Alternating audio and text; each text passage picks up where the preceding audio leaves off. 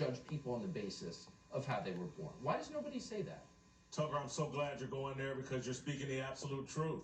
This is secular values blossoming and coming into power, and the left and this power elite, I just can't blame just the left, political elites are demonizing the people they are supposed to represent. This is an attack on the American people. Black people, as I said on Monday, are being fooled into thinking this is some sort of defense of us. It is not. When you start talking about basically a war on white supremacy, basically a war on people that you disagree with politically, because that's all this is. Whoever the left disagrees with gets painted as a white supremacist. It's happened to me. I'm black. I'm proudly black with 2 black parents, black siblings. I'm in no denial.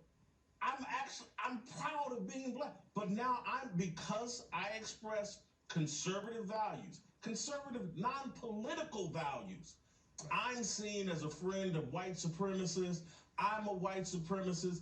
Anybody that disagrees with the left is a white supremacist. And now with this war on white supremacy, just like the war on drugs was an attack on the working class and poor, we're about to see it all over again. And I just want to reach out to black people and to let's quit being used as a pawn by a political organization, the left, Democrats. They're punching down. They're attacking 75 million people that voted for Trump. And in that attack, they're also attacking you. Trust me. Exactly. At some point, they're coming for you as well. This is not a defense of you. This whole thing, I've lived long enough to know the racial progress America has made. And so today, in his speech about white supremacy and people, Nicole Wallace talking about truth and the lies that have been told have justified this violence at the Capitol.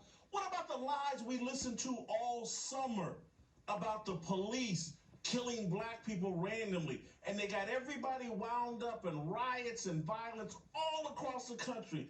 Police officers assassinated, citizens assassinated. No one gets blamed for that. But people walk into the Capitol unarmed, and this is Pearl Harbor. This is 9/11 all over again, and we have to have a war on white supremacy like we had a war on terror. They got to cut it out, Tucker.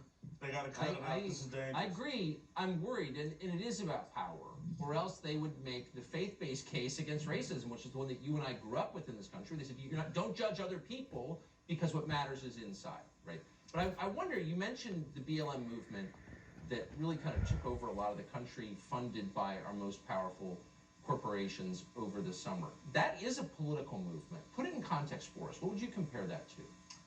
Well, I compare Black Lives Matters to the KKK. I really do, and some people don't understand it. But if you go back to the 1860s, after the Emancipation Proclamation, the KKK was started, and it was the enforcement arm of the Democratic Party. And what's the enforcement arm of the Democratic Party right now? Black Lives Matter and Antifa. They will come to your home and violate your home, try to intimidate the people in your home if they disagree with you politically. Black Lives Matter, a Marxist organization.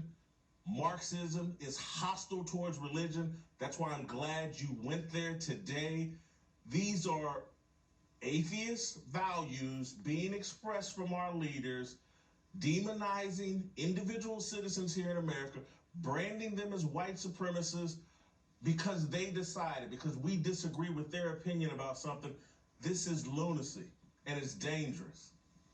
What I love about your analysis, and I think the reason you're able to see this so clearly when so many others don't, is you understand these struggles as about power, as one group trying to impose its will upon another. That really is the central dynamic in politics. It's power, right? It's not primarily race, it's power. And I don't know why that's not obvious to more people.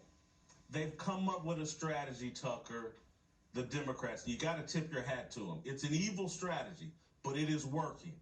They have convinced the public if you want to not be considered racist, support Democrats, support the left. That's the way to inoculate yourself from ever being accused of racism or being a sellout to your black race. That is their political strategy. That's what they're offering the people. We can protect you from being smeared as a racist. Joe Biden offered no policies today. There were platitudes and generalizations and attacks on President Trump. There was no vision expressed for America and how we move this country forward.